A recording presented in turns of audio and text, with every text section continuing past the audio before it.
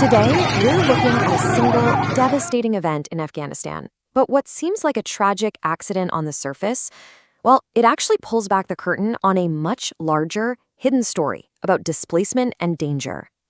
It all begins with a fiery bus crash on a dark road in Herat. 79. That's the number of lives lost in just one catastrophic crash on a single dark road in western Afghanistan. So, how on earth did this happen? To really get it, we've got to go back to the beginning.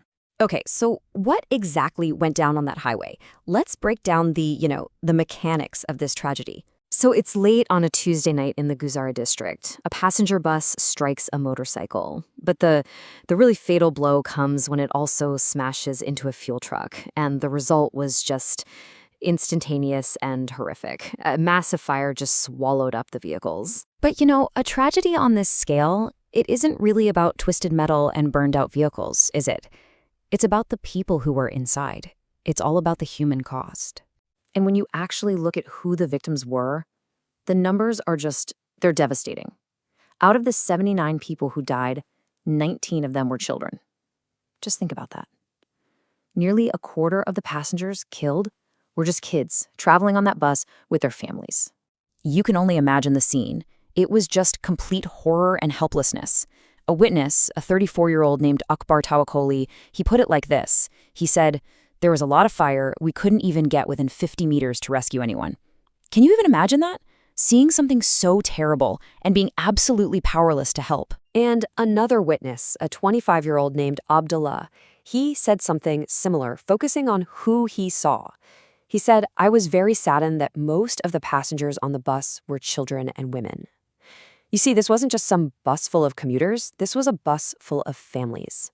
And the intensity of that fire, it was just horrific. It was so severe that many of the victims were burned beyond recognition. It just adds this final, unbelievably cruel layer of grief for the families, who were just waiting for news. But all of this raises a really crucial question, doesn't it? Why was this one bus so packed with families, with so many women and children? To really understand what's going on here, we have to find out who these passengers were and where they were going. Because the answer to that question, well, that's what transforms this story from a simple, tragic traffic accident into something much, much bigger. Okay, so here's the answer. These passengers, they were Afghan returnees. More specifically, they were people who had just recently been expelled from neighboring Iran. And this bus, this was their ride from the border. This was supposed to take them on that long road all the way back to the capital, Kabul. But, of course, that just leads to another question. Why? Why are so many people being forced to make this exact journey right now? 1.5 million.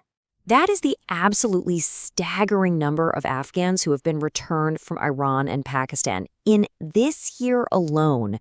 See, both countries have really stepped up their deportations, and it's created this massive humanitarian crisis of people just being pushed back into Afghanistan.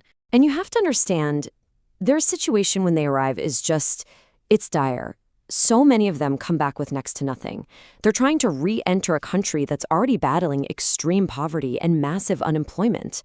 I mean, they're at their most vulnerable, and they're forced onto these long, dangerous bus routes because, really, what other option do they have? So let's just recap for a second. You've got this massive wave of incredibly vulnerable people being forced onto notoriously dangerous roads. The result? It's a deeply troubling pattern. Because this tragedy in Herat, it was not a one-off. It was not an anomaly. Now, the official news agency called this one of the country's deadliest accidents in recent years. But the horrifying truth, it's really just the latest in a long, tragic line of similar events. I mean, just look at this timeline. Go back to late 2022, a tanker fire in the Salong Pass killed 31 people. Then, December 2023, you have 2 different tanker crashes that kill 52. March 2024, a collision in Helmand province takes another 20 lives. And now, this bus fire in Herat, 79 dead. The numbers are just consistently, tragically high. So that brings us to the big question, right? How do we frame this? Is this just a tragic accident, a terrible but ultimately isolated event? Or is it something else? Is it more accurate to see this as a symptom of a systemic crisis, the deadly and frankly predictable result of mass displacement being combined with really dangerous infrastructure? And that leaves us with one final, very powerful thought. For refugees, for people who are just searching for some kind of safety, what happens when the road home turns out to be the most dangerous place of all?